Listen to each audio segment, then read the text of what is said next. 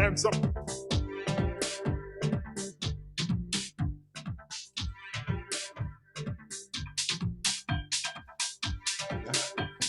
Bueno, ¿estamos al aire? Sí, perfecto. Bueno, problemas con mi computadora. A último momento, no sé qué hacía, desconfiguraba, no me dejaba entrar. Parece que estamos al aire. Mercedes Vigil ya con nosotros. Bienvenida, Mercedes, ¿estás bien? Hola, ¿qué tal? ¿Cómo estás? ¿Cómo te va? Mirá, con una zozobra inicial estaba todo perfecto, todo instalado, y de pronto me hacía un fundido en negro, se iba, y me decía que no podía ingresar al Zoom. Bueno, lo logré ahora. Después tenía desconfigurado el sonido de Zoom. Bueno, vamos a ver después que la revisen un poco. Bienvenida, Mercedes. Bien, bien, por suerte. Un placer estar acá con ustedes de nuevo. Son esas trampas que a veces nos juega la tecnología. Sí, sin dudas. Bueno, es de rigor presentarnos. Bienvenidos a todos. Bienvenida, República Oriental del Uruguay. Saludo a todos dentro del territorio nacional, fuera. Tenemos un montón de amigos, Mercedes, que nos siguen desde fuera. Yo saludo. Tenemos en Figueras toda una comunidad de uruguayos que siguen muy atentamente el programa. Me pidieron que los saludara a todos. Aldo me dice en nombre de ellos, e incluso están con las banderas uruguayas puestas. Van a poner en sus camionetas apoyar la LUC, por ejemplo. Es gente que está en la diáspora, y yo le mando realmente un muy cariñoso saludo, porque emociona saber que nos siguen con expectación, que están muy atentos a lo que el programa dice. Bueno, hoy vamos a hablar de algo, se me ocurre que es muy importante contigo, que es el tema de esa hegemonía cultural que tiene síntomas por todos lados, y en Uruguay tiene síntomas muy precisos, esa hegemonía cultural marxista, instalada por décadas, con un trabajo fino, un trabajo militante, pero especialmente desde la universidad, es decir, haciendo una cooptación del sistema educativo, el sistema de enseñanza, y ha sido formadora de generaciones.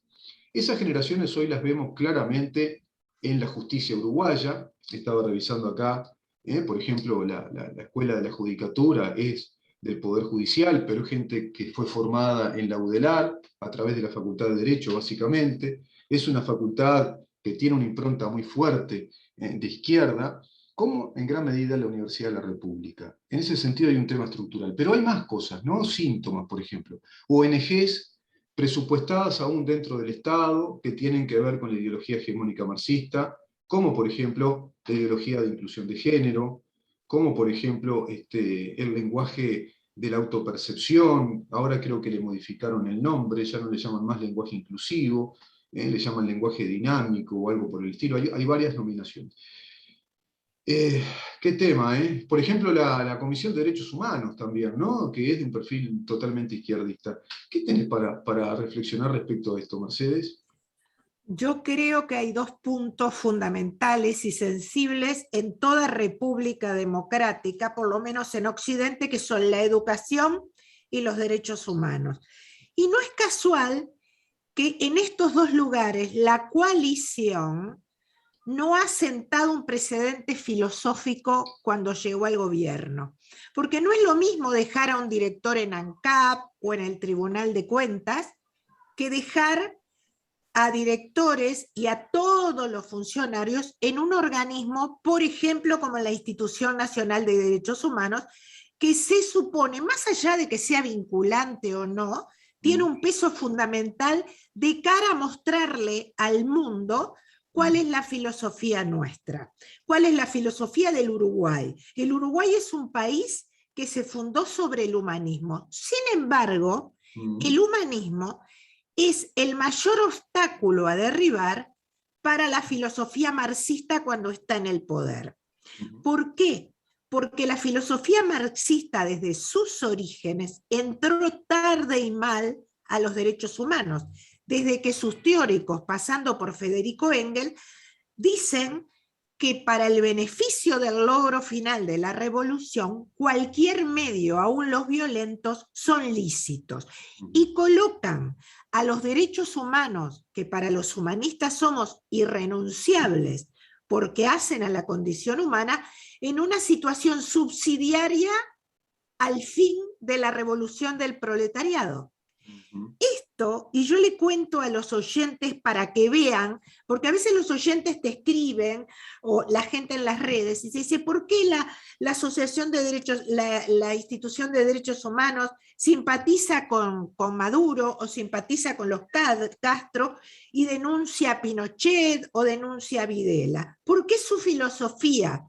Porque los derechos humanos para la filosofía marxista son todo lo contrario que para los humanistas.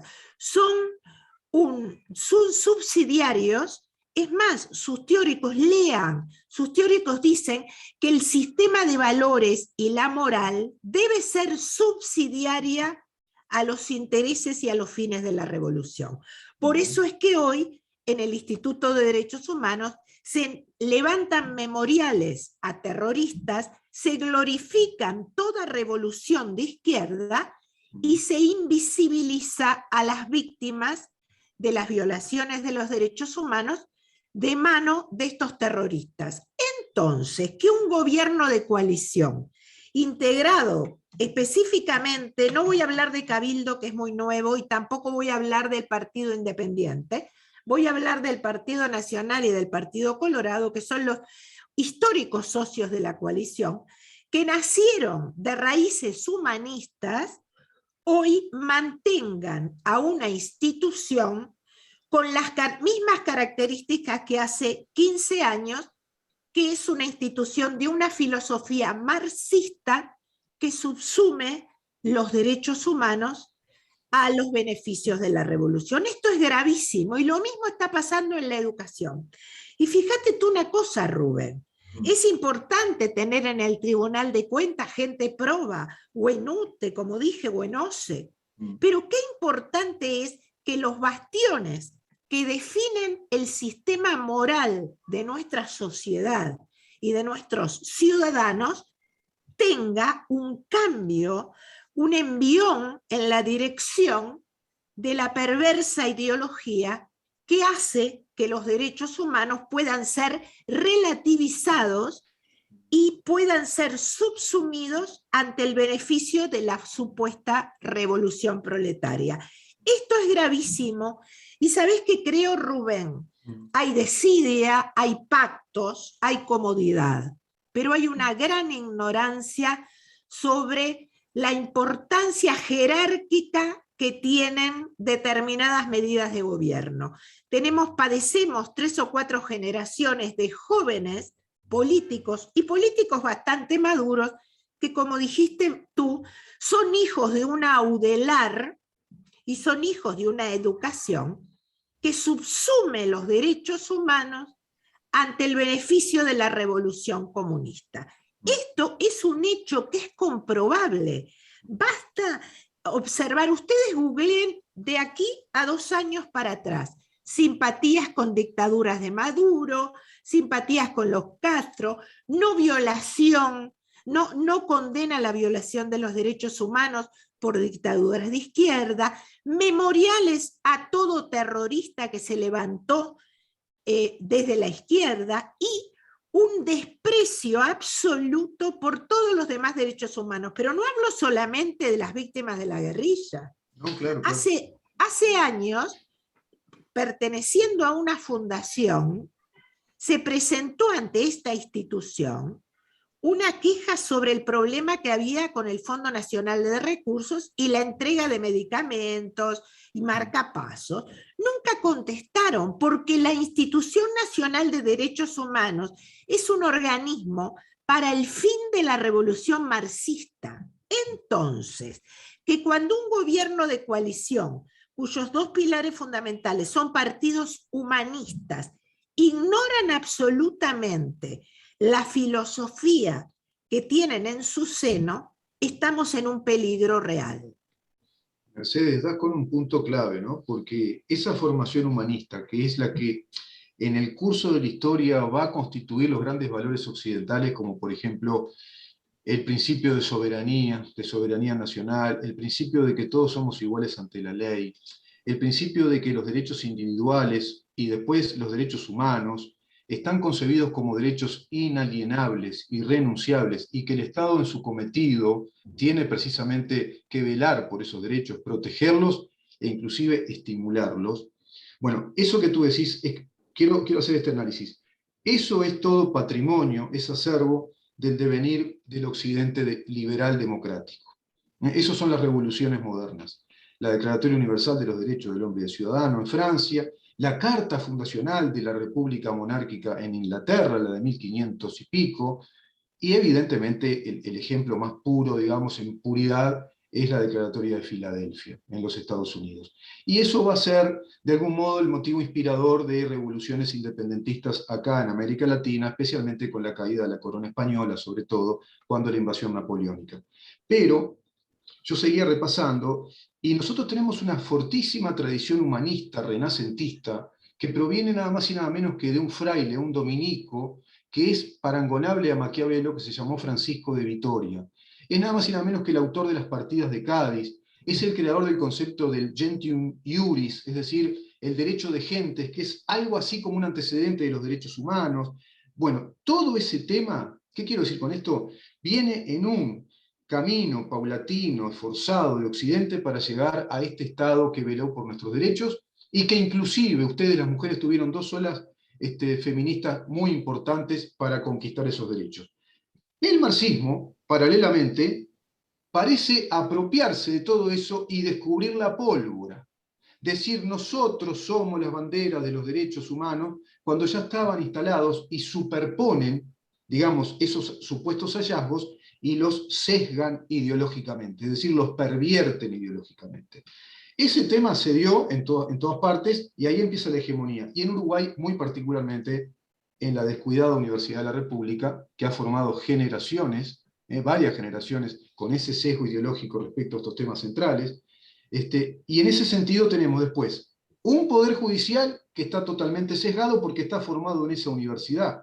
Actividad esencial, ¿verdad? Uno de los tres poderes del Estado Fundamental. tiene un perfil muy hacia la izquierda. La universidad sigue teniendo como usina creadora de pensamiento un perfil muy de izquierda, la pública. El IPA. El IPA ni que hablar. Bueno, entonces decís, che, estructuralmente está todo tomado. Es decir, el Estado lo tomaron realmente, ¿no? Es decir, atraviesan las funciones clave, la educación y la justicia. ¿Cómo cambiar eso? ¿Cuál sería la estrategia? Yo entiendo que hay 3 o 4 generaciones educadas en vasos comunicantes marxistas y el Estado en sus mandos medios está infiltrado. Pero cuando vos ponés ministros, subsecretarios, directores del Instituto de Derechos Humanos, tenés la posibilidad de empezar a caminar en el sentido contrario. Yo entiendo, mira que yo creo que después de tantos años de entrega al marxismo, es muy difícil caminar, pero hay señales que yo no estoy viendo. Hay cosas que son elementales. Es más, no podemos seguir destinando dineros públicos a crear memoriales y sitios de la memoria para verdaderos homicidas y terroristas, porque un asesino o un homicida es un ser deleznable socialmente, pero un terrorista, además de ser deleznable, es peligroso para la república, para la institución democrática. Entonces, yo entiendo que es difícil caminar, pero si tú no compras un andador y sentás al nene adentro, principio quieren las cosas. Te voy a contar que la izquierda, desde sus teóricos, y volvemos a Federico Engels, y volvemos al Manifiesto Comunista, y volvemos a todos los teóricos, cambiaron el concepto de derechos humanos como una herramienta subsidiaria para la revolución. Y te voy a contar que el uso político de los derechos humanos no es nuevo. Robespierre hizo sus magníficos discursos hablando de la universalidad de los derechos humanos, y a pocos meses de la revolución, cuando hubo una huelga, una manifestación enorme de los obreros de las hilanderías y de otros sectores, mandó al cadalso a miles en aras de la revolución. O sea que ya había un manejo político de, bueno, todos tenemos derechos universales, pero la revolución está primero. Ese concepto perverso que el incorruptible de Robespierre sentó, que es la manipulación política, lo recogió la izquierda desde sus primeros pasos. Claro. Y ese es el motivo, y por eso yo siempre digo, y el otro día escribí, que Mirta Yance o Mariana Mota son nombres ocasionales para una herramienta enorme Claro. de subsumir y de degradar los derechos humanos, claro, en aras de la revolución. Es más, yo hace años, como 15 años, escribí un libro sobre Máximo Santos, uno de los presidentes y dictadores más importantes del siglo XIX, y es una novela histórica con realidades, pero al final coloco en la última página algo que es ficcionado, que es la conversación segundos antes de la muerte de Máximo Santos con uno de sus secretarios, y él pregunta, porque estaba muy mal, por un problema cardíaco, pregunta si en Uruguay él lo recuerdan, si en el país lo recuerdan con todas las cosas que hizo, porque hizo enorme cantidad de reformas, y su secretario, y esto es invento mío, le dice, no, mi general, sucede que algunas veces no puede haber olvido ni perdón. Esto que yo le hice decir a un personaje, porque lo siento, alienta la filosofía de que nunca los medios justifican los medios, los fines, nunca claro. los fines, perdón, nunca los fines justifican los medios. Y sí, ese es el sentido, esa es la bandera de la Institución Nacional de Derechos Humanos. Te levanto un memorial, te doy un resarcimiento porque asesinaste, pusiste en peligro la República y mataste gente inocente, pero lo hiciste en aras de la revolución. Exacto. Entonces, esto es perverso. Y a veces, y yo veo en el plantel de gobierno, sobre todo en gran cantidad de asesores y gente en el Parlamento, que no leyeron filosofía, claro, que no leyeron historia. Hay un problema de espesura. Sí. Ya no solo es un problema de no plantear la cancha desde una posición humanista filosófica, hay un problema de sentir la importancia que tiene, sí, que un Estado-nación, sí, se guíe por determinados principios filosóficos que, como tú lo citaste, que ni Jefferson ni los padres de ninguna revolución tuvieron ese problema, porque eran gente que vivía inmerso dentro de la filosofía. Claro. La filosofía que se ha ido cascando en las últimas décadas y que se ha ido torciendo, ha dejado de ser lectura permanente. Yo soy de las personas que tengo un libro de Bá Ferreira, otro de Ortega y Gasset, siempre a mano. Las nuevas generaciones no los conocen, quizás por el nombre de alguna calle. Entonces, fíjate, Mercedes, que, disculpa que te corte, fíjate que ha sido censurado culturalmente José Enrique Rodó. Si hay un pensador eminente para con el liberalismo democrático, para la definición, claro, la definición de Rodó de lo que es la democracia, cuando en esa carta a las juventudes de América, que le dicen, ustedes instrúyanse, lean, y tienen que concebir que la democracia es un sistema de posibilidades, no de hechos concretos. Y la democracia no plantea igualdad, sino plantea la libertad de la posibilidad. Bueno, cuando uno empieza a leer esa estatura de pensamiento, decís, qué sintomático que se lo haya a Rodó prácticamente dejado en el exilio cultural, ¿no?, de nuestras aulas. Pero cierro con esto, ese esfuerzo que tú decís humanista, que es de la verdadera raigambre occidental, que ya viene del Renacimiento, se emancipa de la escolástica hegemónica de la Iglesia, se va a emancipar inclusive de esas monarquías tiránicas, despóticas, y es el resultado histórico de ese esfuerzo, único en la historia de la humanidad. El único resultado racional de un sistema de pensamiento racional que proviene de la Ilustración y de la ciencia es la democracia con la división de poderes, como la escribe Montesquieu, velando por los derechos individuales. La humanidad jamás habló de derechos individuales, jamás habló de protección de derechos. ¿Qué quiero decir con esto? Que cuando viene esta gente, bajo la doctrina marxista, vienen a descubrirnos la pólvora como una gran cachada histórica. Pero a su vez tienen un caballo de Troya, desde Engels y Marx, cuando dice, Marx llega a manifestar, inclusive, en el Capital, que hay que dejar que la democracia se desarrolle, el sistema de mercado en Inglaterra, él concebía Inglaterra o Alemania como para hacer la revolución, y que llegue a su máximo esplendor para ahí hacerlo caer. Fíjate lo que pensaban. que llegue al máximo esplendor, colaborar con la democracia. Él decía que el Partido Comunista tenía que colaborar, ser el principal defensor, caballo de Troya, ¿verdad? Caballo de Troya, para después darte la estocada final, como una puñalada trapera, traidora. Bueno, eso está en la génesis del pensamiento marxista. Y Y aquellos que, Fede- como tú decís, no lo tienen en su formación filosófica, si no tienen esa densidad de las corrientes de pensamiento y de acción política, no pueden no implantar praxis o prácticas políticas que vayan erradicando todo eso. Y Federico Engels, que dice que para el fin de la revolución, cuando habla del capítulo de los derechos humanos, de los derechos individuales, olvida la dignidad humana y dice que para el fin de la revolución cualquier medio, aún los más deleznables y violentos, son aceptables. Pero ¿sabes una cosa, Rubén? Yo me he pasado, he empleado algún tiempo en escuchar algunas de las discusiones que sobre leyes fundamentales que hacen al humanismo filosófico o no, se han discutido la ley de tenencia compartida y la ley de eutanasia, sin pronunciarme por el resultado. No he visto en ninguno de sus defensores o sus detractores una discusión filosófica. Son temas que necesariamente necesitan ubicarse dentro del carril de la filosofía que los pensadores y los legisladores nacionales tienen en este presente. Y hay una ausencia, aún en contra, no estoy hablando ni de un lado ni del otro, no hay argumento filosófico, no hay espesura filosófica, no hay una línea de pensamiento que lleve a reflexionar hacia uno y otro lado. Son declaraciones antojadizas, livianas, superficiales, a veces contradictorias en las posiciones de las líneas del pensamiento filosófico. Hay una ausencia. ¿En qué manos estamos?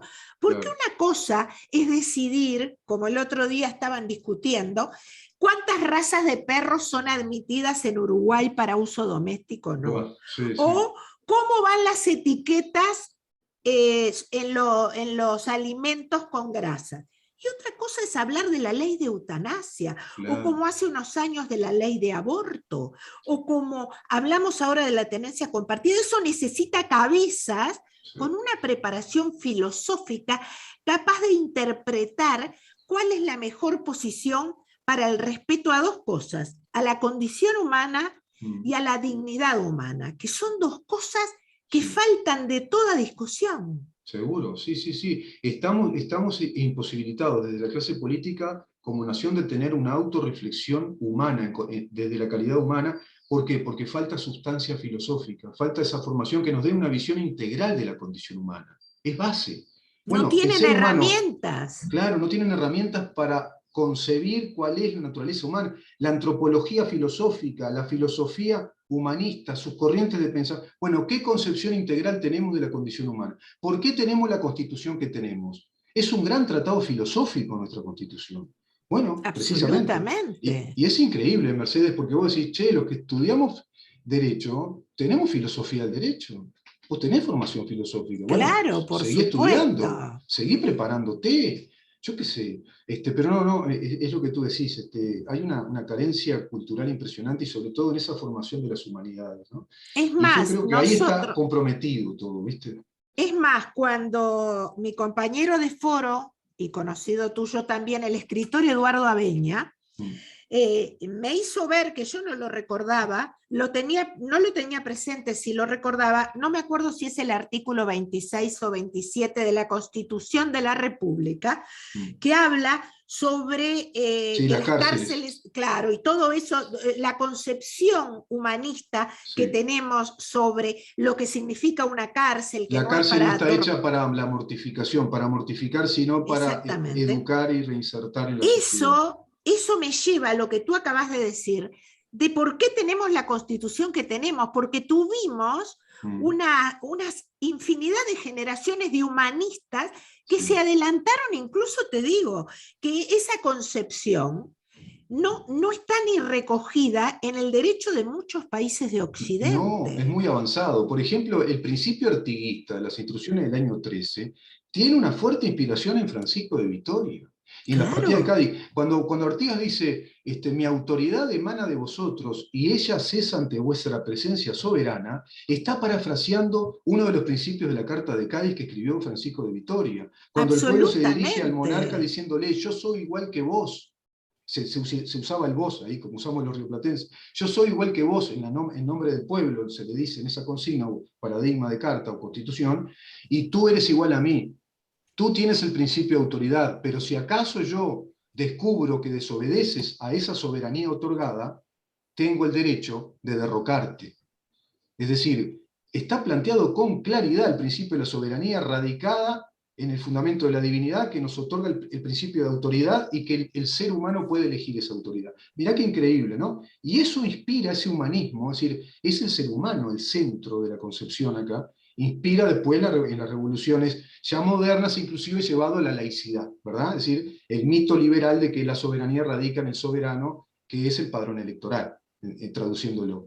Bueno, si eso no lo estamos entendiendo, no estamos entendiendo nada, porque hay otro relato político que está por adentro, que simula ser democrático republicano, y que eso lo va desmontando, y le va dando un sesgo ideológico, por lo que tú decís. Claro. O sea, beatificamos terroristas de una revolución armada o de actos terroristas, porque está por encima la revolución hacia el socialismo que la condición humana, por ejemplo. ¿No? Y son beatos prácticamente, están con sus memoriales. Ahora de la otra parte no, ni se habla, en ningún lado se habla. Están indemnizados los que hicieron esa revolución armada o ese terrorismo, mataron, robaron bancos. Y además, Rubén, lo peor, llevan 25 años paseándose por los medios de comunicación indicando su escala de valores, hablan de derechos humanos cuando los violaron, hablan de moral cuando se la metieron en el bolsillo, pero esto, nosotros tenemos grandes dificultades, nosotros no podemos sentar a los periodistas que llevan 30 años de lavado de cerebro explicándole, pero sí podemos preparar a las futuras generaciones. Ayer yo hablaba en un programa de radio. Y con intereses económicos también, ¿eh? Claro, Detrás de ni esto qué hay hablar. fuertes Acá hay intereses. un gran negocio, Sí. pero el negocio es posible hace 30 años porque hace 60 empezaron la revolución cultural. El otro día, ayer yo hablaba en un programa de televisión y decía que Uruguay es como un alto edificio con los cimientos corroídos. Y seguimos gastando en arreglar el tercer piso, el cuarto, el quinto y el sexto, y nos endeudamos con organismos internacionales para arreglar el entrepiso y no atendemos a los cimientos. Los cimientos son la educación y todos estos satélites, de los cuales la institución de derechos humanos es otro, que son los que sientan las bases filosóficas de la nación. Entonces, que a 2 años de un nuevo gobierno, que además con un año sin clases, la pandemia dejó un año libre a todos los funcionarios del MEC y a todo el gobierno para por lo menos empezar a sentar las bases de un cambio filosófico. Es verdad que es peligroso que los libros de texto sean apologéticos. Es verdad que es peligroso que los profesores hablen en contra de la LUC.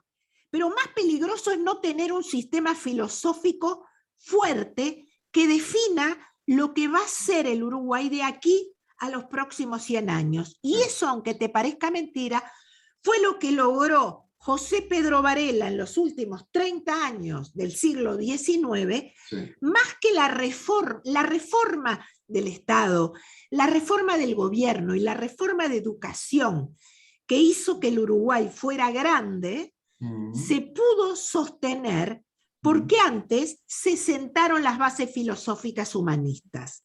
Acá sí, estamos con un Estado y un gobierno que sigue sentado en el taburete de la filosofía marxista. Y la filosofía marxista nunca va a respetar la dignidad humana porque su aspiración máxima es la revolución del proletariado, sin importar, como lo decía Engels, que los medios sean los más deleznables y los más violentos. Y acceder al poder del Estado, que es lo que quieren, el poder del Estado. Termino esta nota con un pasaje del Hombre de Marzo, para mí novela maravillosa histórica de Tomás de Matos, inclusive hombre de izquierda, pero muy honesto intelectualmente para mí, Sí. abogado, fue bibliotecólogo. Hay un momento de Hombre de Marzo, a mí esa novela por momentos hasta me hizo lagrimear. Le golpeaba seguida la puerta de la casa el coronel Latorre. El coronel Latorre era un blandengue, no muy conocido, un hombre joven, de 30 años, y golpeaba la puerta de un patricio de la ciudad de Montevideo, que era de familia argentina también, que eran los Varela. Y ahí estaba José Pedro Varela, quien escribía en un mimeógrafo un diario que llamaba Iris. De ahí hasta el premio, creo, el Iris, ¿no? Y le encantaban las editoriales que escribía Varela y lo notó un hombre muy culto, muy preparado. Lo iba a buscar para pedirle que él fuera el ministro de Instrucción Pública, que se creó, porque le dice así él. Primero, cuando lo atienden, le dice la empleada doméstica, viene ese advenedizo con el pantalón todo desgastado otra vez a hablar con usted. ¿Cuál? El que renguea, uno que viene rengueando. Era Latorre, lo dejó pasar y Latorre le dice, mire, vengo a hablar concretamente con usted por esto. Usted vio que el Uruguay no se inserta en la modernidad, es un salvajismo total. Hay este abigeato por todos lados, hay gente que toma propiedades, es un caos. Vio que cuando la enfermedad es grave hay que meter el bisturí a fondo. ¿Sabe por qué yo rengueo? Porque tuve un balazo en una de las batallas, no recuerdo ahora qué batalla fue por allá, por el Yaguarón, y lo operó un viejo curandero tomando grapa y le metió un cuchillo y le sacó la bala y le protegió la columna. Dice, bueno, como hizo ese curandero, yo tengo que meter el bisturí a fondo porque cuando ya está muy podrido el organismo por dentro, la pústula es tan grande, hay que ir a fondo. Dice, yo le soy sincero, quiero ir a fondo, en poco tiempo y después retirarme. ¿Usted estaría de acuerdo con hacer una reforma de la educación de este país? Y las grandes reformas que hizo Uruguay fueron en 4 años, con 2 muchachos de 30 años que se retiran a los 34 años, y precisamente la reforma educativa del país, el padrón electoral, el censo que no tenía Uruguay, el alambrado de tierras. ¿Qué quiero decir con esto? Que Tomás de Matos en esa novela nos muestra que cuando el cambio es ya urgente, hay que ir a fondo. Bueno, esperemos que pasado este vendaval de este ataque contra el gobierno, ahora de un referéndum, que va superfetando un relato de suposiciones y de privilegios, y le está complicando la vida, porque le quieren referenciar la LUC, la quieren impugnar en 135 artículos. Bueno, a ver si pasado este tema, tendríamos que ir con un monitor viendo lo que queda de este gobierno y ver si esas actitudes realmente se van a cumplir. Está pendiente la reforma educativa que ya se planteó Sí. como que empezó a caminar. Bueno, hasta ahora no tenemos los contenidos, tendríamos que ver cuáles van a ser los contenidos curriculares, porque ahí vendría el tema que tú decís, a ver qué educación se le va a plantear a los chiquilines, en las humanidades, en la historia, en la filosofía, en las ciencias sociales. Sí. Yo tengo un punto de discrepancia contigo en este tema. Nosotros porcentualmente en Occidente somos el país que más funcionarios políticos y públicos tenemos. Tú sabes que a mí me indigna enormemente el discurso que se ha fraguado dentro de la coalición después de, pero con los miles de millones de dólares que tenemos sentados en el MEC, en todo el Estado, ¿nos tenemos que dedicar solo a pasear por el país a hacer la LUC? Yo no estoy de acuerdo. Yo te lo digo de verdad. Creo que el gran error de la coalición es cuando empezó este problema no haber designado a 5 o 6 de los mejores, como puede ser su vía, y el resto sigan trabajando. Eso es lo que, por eso voto en blanco. Aunque parezca increíble, mi voto en blanco es decir, le debieron los miles, porque cuidado, tenemos miles de cargos políticos, tenemos cientos de miles de empleados públicos, pero hay miles de cargos políticos visibles con decenas de asesores. Bueno, designemos a 10 que discutan sobre... Es más, yo no veo más de 10 o 12 de peso discutiendo a favor de la LUC. ¿Qué están haciendo los otros? Están eligiendo casa para veranear, Rubén, discúlpame. Yo soy más escéptica que tú. Yo no creo que estén los miles de funcionarios políticos en la trinchera hablando de la LUC hace 2 años. No, están en sus gateras esperando a que pase la LUC. Cuando pase la LUC, vamos a estar muy cerca de empezar el año preelectoral. Bueno, mi punto de inflexión ese es el sentido de mi voto en blanco. O sea, el fondo lo comparto, pero mi punto de inflexión es justamente el statu quo. Todo eso que tú decís es el statu quo de una coalición que hace agua por varios lados. Es una coalición que no es homogénea, y para mí acá se trata de apoyar al presidente. Es el apoyo directo del presidente de la República que nos trajo un gran hálito de esperanza, de aire republicano, y que está haciendo con mucha inteligencia muchas cosas, pero no es un monarca que todo lo puede. Y por ahí yo creo que deja mucho que desear precisamente la clase política, por lo que tú decís, porque viene de una malformación de muchos años. Y entonces ahí hay tantas asimetrías en las calidades de pensamiento, y hay tanto problema a resolver. Por ejemplo, hay temas que son estratégicamente muy complejos. El Poder Judicial, y no lo podés transformar, es autónomo, no podés violar la separación de poderes. Entonces por ahí empezamos a tener una especie de agujero negro. ¿Y la fiscalía? Bueno, pero hay un agujero negro donde ahí todo se duerme, todo queda, ¿no? Todo va quedando ahí, todo va quedando tapado, pero de pronto sí son muy activos para ver qué pasó con el baleado con gomas en Tres Cruces, y que, bueno, está bien que se haga, pero en otras cosas no son activos, ¿viste? Como empieza a haber toda una asimetría de actitudes desde los poderes del Estado. Pero ahí volvemos al mismo tema, que ese Estado está tomado, está sesgado por una ideología, por un lado, en lugares fuertes, Poder Judicial, en la educación. Yo voy a decir algo. Sí, y cerramos la nota, Mercedes, porque es un tema que da para seguir. Yo para cerrar voy a decir dos cosas. Quien quiere al padre realmente y quien admira al padre no lo aplaude en todas sus cosas, le hace ver las cosas. Yo creo que el voto en blanco nuestro le está diciendo al presidente que sus votantes genuinos no piensan lo que su entorno le dice permanentemente. Creo que apoyar al presidente es decirle, voto en blanco para que se mantenga la LUC, porque estamos de acuerdo. Aclaremos esto, que el voto en blanco, según nuestra ley electoral, va a favor del oficialismo, o sea, ese voto corre a favor de la LUC, ¿no? Claro, pero no sigas con determinadas políticas, porque buscar el voto progresista es buscar la nada.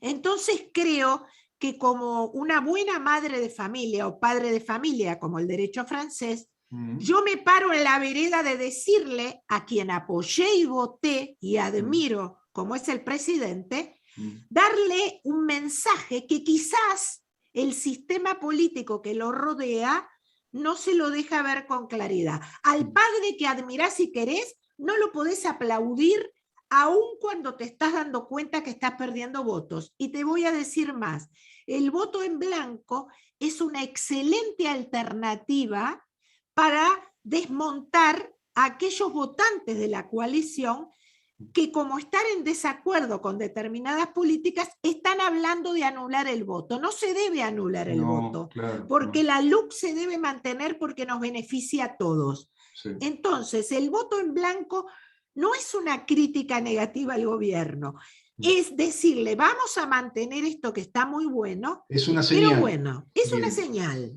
Como una luz, es una luz amarilla, es una señal. Vamos a apoyar porque la LUC es un punto avanzada. No, para atrás de la LUC no, pero de la LUC hacia adelante. Claro, o sea, que la LUC, evidente, es así. Bueno, Mercedes, muchísimas gracias por estar con nosotros. Un placer, nos estamos viendo y buena semana para todos. Dios mediante, nos vemos la semana que viene. Nos vemos la semana entrante. Contigo nos comunicamos siempre. Un abrazo grande.